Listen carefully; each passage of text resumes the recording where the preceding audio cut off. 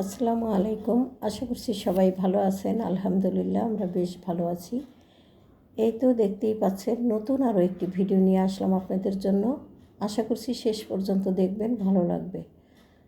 রান্নাবান্না শুরু করলাম। আপনাদের আসলে কখনোই ভালো ভালো সুন্দর সুন্দর আসলে ভিডিও আমি উপহার দিতে পারি না, তবে যতটুকু সম্ভব ঘরে বসে একান্তই একেবারেই ঘরোয়া ভিডিও সেইভাবে আমি আপনাদের সাথে শেয়ার করার চেষ্টা করি। তবে আমার এই রান্নাবান্নাটুক গতকাল রাতের বেলা করা ছিল। দুপুরে যদি হালকা পাতলা কিছু রান্না করা হয় তাহলে কিন্তু রাতের বেলা আবার কিছু না কিছু রান্না করতেই হয়। তো সেই হিসাবে আমি এখানে ছোট্ট একটা ইলিশ মাছ কেটে কিছু কয়েক পিস একদম করকরা ভাজা করে নিলাম, আর বাকি লেজ মাথা আর 2-1 টুকরা মাছ দিয়ে মিষ্টি কুমড়াটা একটু হালকা ঝোল করে নিলাম। দিয়েই কিন্তু রাতের বেলা খাওয়া হয়ে যাবে, আর পাশাপাশি দুপুরের কিছু একটু রান্নাবান্না করা রয়ে গেছে। যাই হোক, রান্নাবান্নাগুলো আপনাদের সাথে শেয়ার করে দিলাম। আরও একটু কিছু করব, পাশাপাশি যেহেতু ইলিশ মাছ ভাজা করেছি তো সেই হিসাবে আমি কিন্তু একটু ভর্তাও করে নিয়েছি, ধনিয়া পাতা ভর্তা। আর দেখতেই পাচ্ছেন আমরা কিন্তু ফ্যামিলিগতভাবে মানুষ একেবারেই কমে গেছি খাওয়ার জন্য। বিশেষ করে রাতে খাবার আমার লোক নাই, সেই হিসাবে আমি কিন্তু ছোট্ট একটু পাতিলে ভাত রান্না করে নিয়েছি। আর সমস্ত সব কিছু এখন টুকটাক করে গুছিয়ে রেখে তারপরে যত ধোয়া মোছা আছে আমি করে নেব। তাহলেই কিন্তু আমার সকালের জন্য বেশ খানিকটা কাজ এগিয়ে থাকবে, আর আমি সকালটা খুব সুন্দরভাবে কাজ করে আরাম পাবো। যাই হোক, আমি কিন্তু অত্যন্ত অসুস্থ এবং খুবই কষ্টদায়ক অবস্থায় আছি। তারপরেও চাইছি আমার ভিডিওগুলো একটু আধটু করে শেয়ার করতে, কেননা যাতে করে আমার চ্যানেলটা একটু এগিয়ে যেতে পারে। তো আপনাদের কাছে আমার অনুরোধ, সবাই আমার ভিডিওগুলো দেখবেন, সেই সাথে একটু লাইক করে দিবেন, আপনার ফ্রেন্ড সার্কেলদের মাঝে একটু শেয়ার করে দিবেন ভিডিওটা, যাতে করে সবার কাছে পৌঁছে যেতে পারে। সকালবেলা ঘুম থেকে উঠেছি অনেক দেরি করে, তবে সকালবেলা নামাজ পড়েই কিন্তু আমি আসলে শুয়ে পড়ি। এটা শীত, গ্রীষ্ম, বর্ষা সবসময়ই আমি একটু দেরি করে ঘুম থেকে উঠি। এটা আমার অনেক আগে থেকে অভ্যাস, তা না হলে আমি অসুস্থ হয়ে পড়ি। আসলে অনেকবার অনেক চেষ্টা করেছি কিন্তু হয়ে ওঠে না।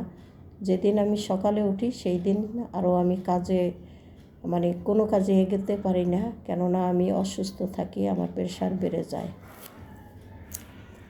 যাই হোক, আমি কিন্তু দুপুরের জন্য রান্নাবান্না করতে এসেছি। সকালবেলা ওই রান্নাবান্না দিয়েই কিন্তু সকালটা পার করে নিয়েছি। আর এখানে আমি আগে ডাল বসিয়ে দিয়েছিলাম, ডালটা বাগার দিয়ে দিয়েছি, সেই সাথে মাছ ভাজা ভুনা করব। তো মাছ ভাজা ভুনা আমি কি দিয়ে করি সেটা তো আপনাদের সাথে শেয়ার করবই।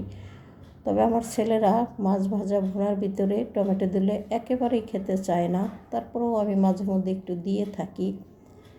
এই যে মাছ ভাজা ভুনাটা করলাম, যদি এখানে টমেটো না দিতাম তাহলে আমার ছেলেরা একদম চেটেপুটে খেত হয়তো। এখন হয়তো মাছটা বেছে বেছে খাবে, কিন্তু পেঁয়াজের সাথে যে টমেটো আছে সেই কারণে ওরা কিন্তু পেঁয়াজ একেবারেই পাতে নিবে না। তো সেই হিসাবে আমি কিন্তু কখনোই ভুনা কিছুর ভিতরে টমেটো দিতে চাই না। হয়তো অনেকে পছন্দ করেন, আবার অনেকে পছন্দ করেন না। তবে সব জিনিস যে সবার কাছে ভালো লাগে সেটা কিন্তু না, আর তাই বলে যে রান্না খুব খারাপ হয় সেটাও না। সব রান্নাই কিন্তু খুব সুন্দর হয়, সবাই অনেক ভালো রান্না করতে পারেন। তো রান্নাবান্না শেষ করে আমি কিন্তু ভাত বসিয়ে দিয়ে তারপরে চলে আসলাম ঘরের কিছু কাজকর্ম করার জন্য। একেবারেই কিন্তু বসে থাকার কোনো সময় নেই, কেননা রোজা কিন্তু চলে এসেছে। এদিক থেকে শীতের অনেক কাপড় ধোয়া রয়ে গেছে, ওদিকে কিন্তু আমার ঘরবাড়ির কোনো কাজই করা হয়নি আমি অসুস্থ থাকার কারণে। এখন আর বসে থাকতে পারছি না, দায় ঠেকে হলেও আমি শীতের পোশাকগুলো অন্তত এক এক করে ধুয়ে নিচ্ছি। বেশ কিছু কাপড় ভিজানো দেখাইলাম, আর তার আগেও কিন্তু আমি শীতের যে জ্যাকেটগুলো আছে সেগুলো ধুয়ে বারান্দাতে ছড়িয়ে দিয়ে গেছি। আর দেখতেই পাচ্ছেন প্রচণ্ড রোদ উঠেছে, সামনে যেহেতু মসজিদ তো টুপি পরা মানুষ আসলে থাকেই থাকে। তো কিছু কাপড় চোপড় ধুয়ে এবং রান্নাবান্না শেষ করে এখন হলো ছেলেদেরকে খাবার খেতে দিতে চলে এসেছি। আর কি রান্না করেছি এই যে দেখতেই পাচ্ছেন। এখন কিন্তু খাবারটা আমি দিয়ে দেব ছেলেদেরকে। তো কে খাবে না খাবে আমি জানি না, যার যখন খুশি খাক। আমি আমার মতো করে রেডি করে দিয়ে গেলাম। ছেলে একজন এসেছে খাবার খাওয়ার জন্য, তবে কখন খাবার টেবিলে বসে ঠিক নাই। আমি একদম পুরোপুরি রেডি করে দিয়ে আমি কিন্তু অন্য কাজে চলে যাব।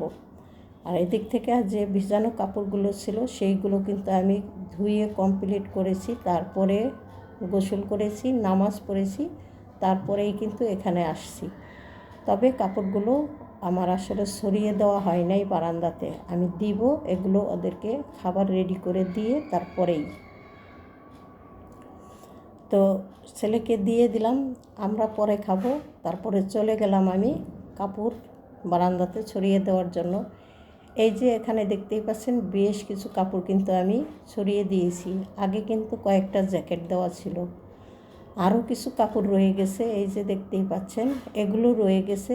তবে আমার কিন্তু ছোট্ট আরও একটা বারান্দা আছে, সেখানেও এই যে দেখতে পাচ্ছেন বেশ কিছু কাপড় আমি ছড়িয়ে দিয়েছি। ছোট বড় দুইটা বারান্দাতেই কিন্তু আমি অনেকগুলো কাপড় ছড়িয়ে দিয়েছি।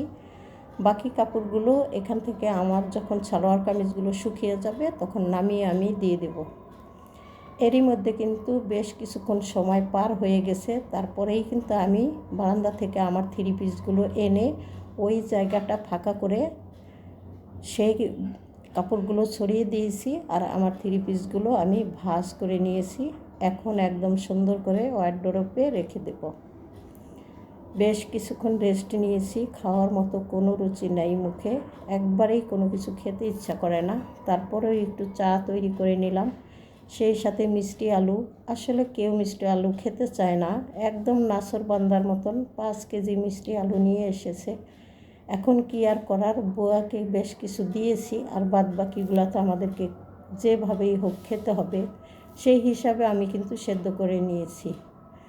আর কয়েকদিন আগে কিন্তু বাড়ি থেকে অনেকগুলো কলা এনেছিল। তো এই কলাগুলো কিন্তু আসলে খাওয়া উপকার, কেননা কোনো মেডিসিন নাই, একদম অরিজিনাল গাছের কলা আমাদের। তারপরেও ছেলেরা কিন্তু একেবারেই একটাও মুখে দিল না। আমি মাঝে মধ্যে 2-1টা খেয়ে থাকি, আর অমনেই সামনে দেই, আবার গুছিয়ে রাখি।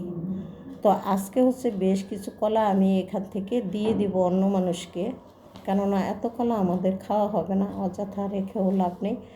তারপরেও মনে মনে নিয়ত করেছি কাঁচা যখন ছিল তখনই, যে এখান থেকে অনেকেরই বেশ কিছু কলা দিয়ে দেব। তো যাই হোক, আমি এখন একটু গোছগাছ করে রেখে দিই, তারপরে হলো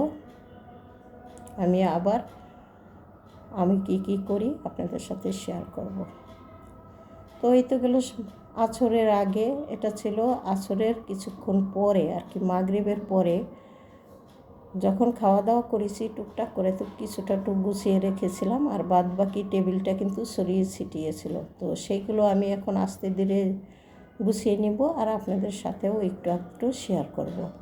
দেখতেই পাচ্ছেন এখানে টেবিলটা কিন্তু খুব সুন্দর করে আমি মুছে পরিষ্কার করে নিলাম। আর আলুগুলো আমি এখন সরিয়ে রাখবো, কেননা এই আলু আর দেখতে নিজের কাছেই ভালো লাগতেছে না আলু দেখে, কি আর করব, এখন সরিয়ে জ্বালিয়ে দিয়ে ঢেকে রাখবো। আর দুপুরবেলা যে খাওয়া দাওয়া করেছিলাম সেই সমস্ত কাপড় প্লেট বাটি দেখলে তো আপনি অস্থির হয়ে যাবেন। মানুষ সংসারে যে কত কাজ থাকে এটা প্রত্যেকটা নারী ছাড়া কেউ বুঝবে না আসলে, কেননা তাদের চোখের সামনে আসলে এই কাজগুলি করাই হয় না। এগুলো করা হয় হলো যখন ঘরে কেউ না থাকে তখন। সন্ধ্যার পরে চলে আসলাম, ওই যে চা খেয়েছিলাম, কিছু টুকটাক প্লেট বাটি ছিল, সমস্ত সব কিছু ধুয়ে ভেবেছিলাম আমি একেবারে পার পেয়ে যাব, কিন্তু না, হঠাৎ করে মনে হলো রাতের বেলাও তো খাবার খেতে হবে, তো কি আর করার, সেই কাজগুলো সাথে সাথে করে নিব। তো ধোয়া দাইয়ের পাশাপাশি আমি কিন্তু চুলাতে আগের যে রান্নাবান্না করা আছে সব কিছু গরম করতে বসিয়ে দিয়েছি চুলাতে। তো এক ধার থেকে গরম হতে থাক, আর আমি অন্য দিক থেকে এই সমস্ত কাজগুলি সেরে তাড়াতাড়ি পার পেয়ে যাব। কিন্তু কিছুতেই হলো না। এইগুলো ধোয়ার পর আমি কিন্তু সিম খুব সুন্দর করে পরিষ্কার করে নিয়েছিলাম। তখন মনে হলো যে না, আসলে চুলা চারপাশ পরিষ্কার করে নিতে হবে, তো করেই ফেলি। তো এই যে চুলা পরিষ্কার করে এক পাতিল পানি ফুটতে বসিয়ে দিলাম, কারণ এটা আমাদের নিত্যদিনের প্রয়োজন আর এটা করতেই হবে। তো এই তো ওই কাজটা করে কিন্তু আমি খুব সুন্দর করে মুছে ধুয়ে পরিষ্কার করে নিয়েছিলাম। তারপরে মনে হলো যে না, ডাল ডুল যেখানে যা কিছু আছে সব একদম রেডি করে হাঁড়ি পাতিলগুলো এই একসঙ্গে ধুয়ে ফেলি, তাহলেই হয়তো বা হয়ে যাবে। তো ঠিক তাই করলাম, ডাল ধুয়ে এগুলো নিয়ে গেলাম। তারপরে প্লেট বাটিগুলো সমস্ত সব কিছু ধুয়ে পরিষ্কার করে আবার আমি রান্নাঘরটা খুব সুন্দর করে মুছে পরিষ্কার করে নিলাম। তো এই ধরনের কাজ কিন্তু রাতের বেলা না করলে সকালবেলা একদম রান্নাঘরটা হজবরল হয়ে থাকবে। সেই হিসাবে রাতে অনেক কাজ করে নিতে হয়। তারপরে চলে আসলাম ছোট ছেলের রুমে। এসে দেখি সকালবেলা গোছগাছ করে দিয়েছিলাম ঠিকই, এমন একটা এলোমেলো করে রেখেছে। কিছু আছে কাপড় খাটের নিচে, আর কিছু আছে উপরে। হালকা শীত হালকা গরম, তারপরেও একদম মোটা কম্বল এলোমেলো করে রেখেছে। তো অফ ক্যামেরাতে সেগুলো আমি ভাঁজ করে তারপরে ওর শার্ট সমস্ত সব কিছু একটু গুছিয়ে দেওয়ার চেষ্টা করলাম। কেননা রাতে একটু গুছিয়ে গাছিয়ে না রাখলে সকালে আবার ওর রুম গুছাতে গেলে আমার দিনের অর্ধেক বেলা শেষ। তো ওর কাপড় চোপড়গুলো একটু হালকা পাতলা গুছিয়ে ওর আলমারিতে রেখে দিলাম, আর বিছানাপত্রগুলো একটু টান টান করে দিলাম। তারপরে বিছানা এবং দেখি অতিরিক্ত ধুলা পড়ে আছে, আর ও বাসায় থাকলে এই কাজগুলো করাই যায় না। কেননা ছেলেদের মতো করেই রুমে থাকে, আমি আমার মতো করে থাকি। তো এই কাজগুলো আমি রাতে একটু গুছিয়ে রাখলাম, যাতে পরের দিন খুব সুন্দর আরামায়েশ করে যেতে পারে। এই বুক শেলফটা আমি দিনে অন্তত প্রত্যেক দিন একবার করে আসলে গুছিয়ে দেওয়া হয়, তারপরেও কিন্তু এলোমেলো করে ফেলে। সবাই আমার কথার ভিতরে ভুল ত্রুটি থাকলে ক্ষমা সুন্দর দৃষ্টিতে দেখবেন, কেননা খুব অসুবিধা আছে, মানে শরীরটা খুবই খারাপ। গলার অবস্থা শুনলে হয়তো বুঝতে পারছেন। তো প্লিজ সবাই ক্ষমা সুন্দর দৃষ্টিতে দেখবেন ভুল ত্রুটি। সেই সাথে একটু লাইক কমেন্ট শেয়ার করে দিবেন, সাবস্ক্রাইব করে আমার পাশে থাকবেন আশা করছি। বিছানাপত্র সমস্ত সব কিছু বাস করে দিলাম। এখন আপনাদের কাছ থেকে আমি হয়তো বিদায় নিয়ে নিব, দেখতে থাকেন। আর একটু চাদর যদি একটা ফুটাও হয়, সেখানে আমার ছেলেরা 1 মিনিটে অনেক বড় ছেঁড়া করে ফেলতে পারে। তো বিদায় নিই সবার কাছ থেকে। ভালো থাকেন সবাই। আল্লাহ হাফেজ। আসসালামু আলাইকুম।